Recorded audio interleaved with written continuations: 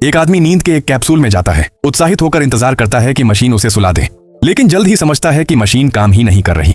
वह बाहर निकलने की कोशिश करता है मगर ढक्कन फंस चुका है। मदद करने वाला कोई नहीं, क्योंकि पूरे अंतरिक्ष यान में बाकी सभी गहरी नींद में हैं और जहाज की मंजिल तक पहुंचने में अब भी 90 साल बाकी हैं। आखिरकार कैप्सूल का दरवाजा अपने आप खुल जाता है। वह जल्दी से नियंत्रण कक्ष की ओर भागता है और धरती को संदेश भेजने की कोशिश करता है कि उसकी नींद की कैप्सूल खराब हो गई थी, लेकिन उसे पता चलता है उसका संदेश धरती तक पहुंचने में 19 साल लगेंगे और वहां से जवाब आने में कम से कम 25 साल और। निराश होकर वह इधर उधर घूमता है। तभी उसे बार काउंटर पर एक आदमी दिखता है। वह सोचता है शायद वह अकेला नहीं है, लेकिन पास जाकर पता चलता है कि वो आदमी तो एक रोबोट है। अगले दिन जब वह नाश्ता करने कैफेटेरिया जाता है तो देखता है कि ज्यादातर खाना और पेय गोल्ड क्लास यात्रियों के लिए आरक्षित है। 1 साल बीत जाता है। अब वह लगभग टूट चुका है। इंसान से बात करने की, किसी को छूने की बेहद जरूरत महसूस करता है। एक दिन उसे एक खूबसूरत औरत की नींद वाली कैप्सूल दिखती है। अकेलेपन से पागल होकर वह उसे जगाने का फैसला करता है। शेव करता है, औजारों से कैप्सूल तोड़ता है और फिर वहां से दूर चला जाता है ताकि बाद में ऐसा लगे जैसे वह संयोग से उससे मिला हो। औरत जागती है, धीरे धीरे संभलती है। थोड़े वक्त बाद वह आदमी से कहानी के लिए इंटरव्यू लेना चाहती है। आदमी उसे जहाज के मनोरंजन क्षेत्र दिखाता है, यहाँ तक कि एक सफाई रोबोट की मदद से उसे डेट पर बुलाने के लिए मैसेज भेजता है। दोनों स्पेस सूट पहनकर अंतरिक्ष में निकलते हैं और धीरे धीरे एक दूसरे से प्यार करने लगते हैं।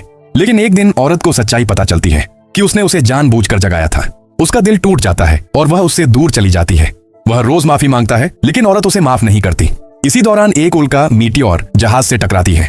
पूरे सिस्टम में गड़बड़ी फैल जाती है। कप्तान की नींद टूट जाती है, लेकिन लंबे समय के असर से उसके पास सिर्फ 2 घंटे की जिंदगी बची होती है। मरने से पहले वह आदमी को अपनी कमांड ब्रेसलेट दे देता है और कहता है कि जहाज को ठीक करे और सोए हुए 5000 यात्रियों की जान बचाए। कप्तान की मौत के बाद औरत और आदमी के बीच की दूरियां खत्म हो जाती हैं। दोनों मिलकर समस्या ढूंढते हैं। पता चलता है कि उल्का ने कंट्रोल यूनिट को नुकसान पहुंचाया है, जिससे रिएक्टर की गर्मी बाहर नहीं निकल पा रही। आदमी चिप बदलता है और कंट्रोल यूनिट की मरम्मत करता है, लेकिन वेंटिलेशन का ढक्कन बाहर से मैन्युअली खोलना पड़ता है। वह सूट पहनकर बाहर निकलता है, वेंट खोलता है, मगर तभी ढक्कन उसके पीछे बंद हो जाता है। रिएक्टर कभी भी फट सकता है, इसलिए वह अंदर ही रह जाने का फैसला करता है। कुछ देर बाद रिएक्टर फटता है। आग की लपटें उसे अंतरिक्ष में उछाल देती हैं। उसकी सुरक्षा डोर टूट जाती है, सूट फटने लगता है। वह ठंडे अंतरिक्ष में बहता हुआ धीरे धीरे जमने लगता है। तभी औरत एक दूसरे सूट में उसके पीछे निकलती है। वह टूटी हुई डोर पकड़ती है और उसे वापस खींच लाती है। उसे मेडिकल कैप्सूल में रखती है और कुछ देर में वह होश में आ जाता है।